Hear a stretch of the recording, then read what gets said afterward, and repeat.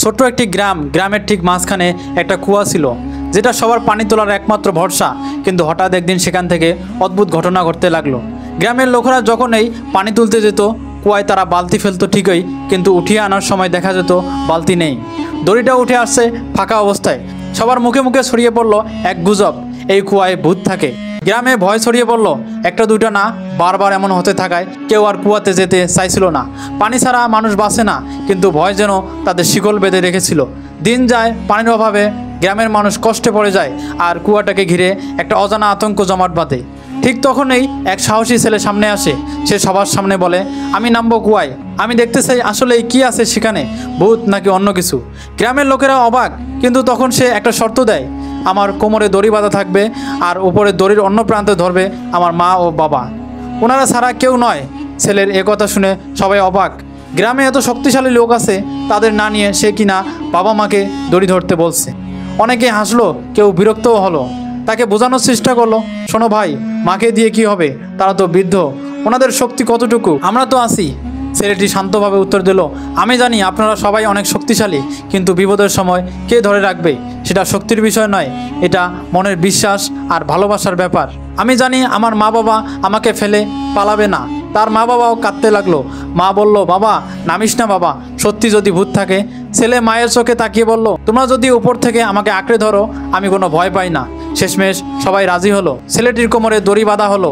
মা বাবা দড়ির অপর প্রান্তে দড়ি ধরে দাঁড়িয়ে রইলেন। ধীরে ধীরে সে নিচে নামতে লাগলো।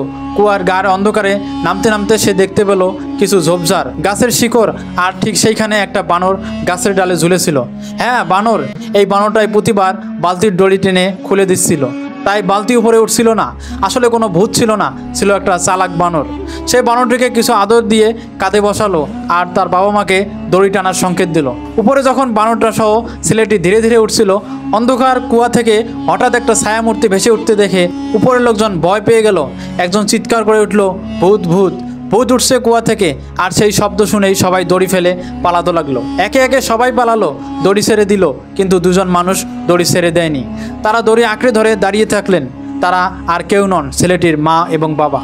বাকি সবাই ভয় পেয়ে মুখ ফিরিয়ে গেলেও এই দুইজন কাঁপা হাতে কষ্ট করে হলেও দড়ি ধরে রইলেন। তাদের শরীর কাঁপছিল, চোখে পানি, তবুও হাত ছাড়লেন না।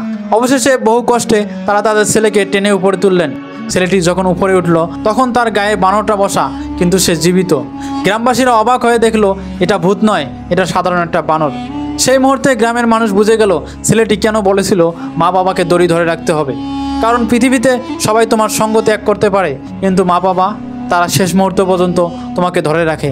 তাদের চোখে যদি ভয়ও থাকে, তারা তা তোমার সামনে প্রকাশ করে না। তারা সব সময় চায় আমার সন্তান বাঁচুক, আমার কিছু হোক আর না হোক, আমার সন্তান বেঁচে থাক।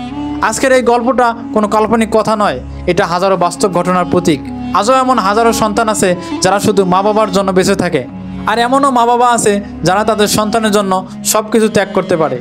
বন্ধুরা, এই গল্পটা শোনার পর একবার নিজের মা বাবার মুখটা মনে করো। তারা তোমার জন্য কি করছেন? তোমার জন্য হয়তো নিজের শখ ত্যাগ করেছেন, হয়তো নিজের শরীর ভেঙে কাজ করেছেন, তবুও মা বাবা একটিবার বলেনি তোর জন্য এত কিছু করলাম। তারা আজও চুপচাপ তোমার ভালো চায় সবসময়। তোমার বিপদে ঠিক যেন কুয়োয় সেই দড়ি ধরে রাখা সেই হাত দুটো। আজ তাদের জন্য তুমি কি করছো? আজ যদি তারা তোমার কাছে কিছু না চায়, তবু তুমি তাদের দাও সময়, সম্মান আর ভালোবাসা। এই ভিডিওটা যদি তোমার কাছে ভালো লাগে, তাহলে শুধু নিজে রেখো না, শেয়ার করে দাও সব জায়গায়। তোমার একটা শেয়ার কারো মনে মা বাবার কথা মনে করিয়ে দিতে পারে।